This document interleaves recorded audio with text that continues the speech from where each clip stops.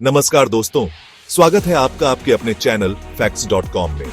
आज हम आपको लेकर चलेंगे एक ऐसे फाइटर जेट की रोमांचक कहानी में जिसने दुश्मन के दांत खट्टे कर दिए थे, जिसने कारगिल युद्ध में भारत की विजय में सबसे अहम भूमिका निभाई थी। जी हां दोस्तों, हम बात कर रहे हैं मिराज 2000 की, भारत का आसमानी योद्धा। वीडियो को अंत तक जरूर देखिएगा, क्योंकि आखिर में हम बताएंगे मिराज 2000 से जुड़े कुछ ऐसे तथ्य जो शायद ही आपने पहले कभी सुने होंगे। दोस्तों, मिराज 2000 को फ्रांस की डसॉल्ट एविएशन कंपनी ने बनाया था। 1970 के दशक में फ्रांस की वायुसेना को एक ऐसे आधुनिक, तेज और मल्टीरोल फाइटर जेट की जरूरत थी जो दुश्मन के विमानों, जमीनी ठिकानों और मिसाइलों को एक ही समय में तबाह कर सके। 1978 में मिराज 2000 ने पहली बार उड़ान भरी।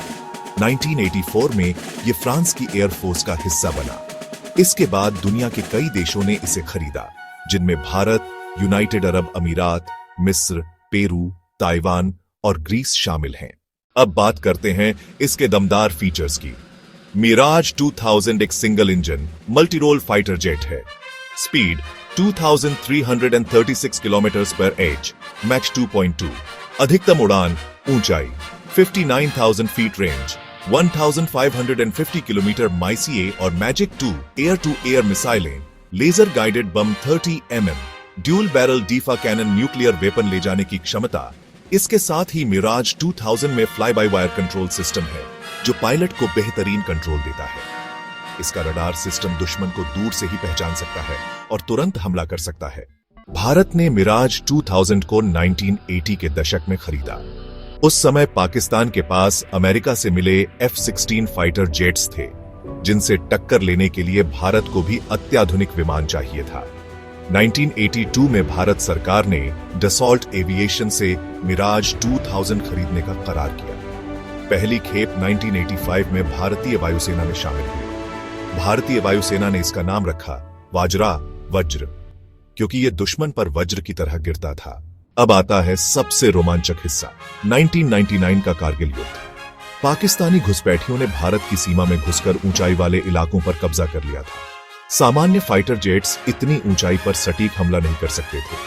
तभी भारतीय वायुसेना ने उतारा मिराज 2000। ऑपरेशन सफेद सागर के तहत मिराज 2000 ने 500 किलोग्राम के लेजर गाइडेड बम गिराए, पाकिस्तानी बंकर और हथियार ठिकानों को तबाह कर दिया, दुश्मन के सप्लाई रूट काट दिए। मिराज 2000 की सबसे बड़ी खासियत थी इसकी ऊंचाई पर सटीक हमले की क्षमता। इसके कारण भारत ने कारगिल युद्ध में निर्णायक जीत हासिल की। इस ऑपरेशन ने मिराज 2000 को भारतीय जनता के दिलों में हीरो बना दिया। 26 फरवरी 2019 पुलवामा हमले के बाद भारत ने पाकिस्तान के बालाकोट में एयर स्ट्राइक की। मिराज 2000 जेट्स ने LOC पार कर जैश-ए-मोहम्मद के ठिकानों पर 1000 किलो के बम गिराए। इस ऑपरेशन में भी मिराज 2000 की सटीकता और गुप्त तरीके से उड़ान भरने की क्षमता ने एक बार फिर साबित कर दिया कि ये अभी भी भारत की वायुसेना की रीढ़ है। आज भी भारतीय वायुसेना के पास 50 से ज्यादा मिराज 2000 विमान हैं।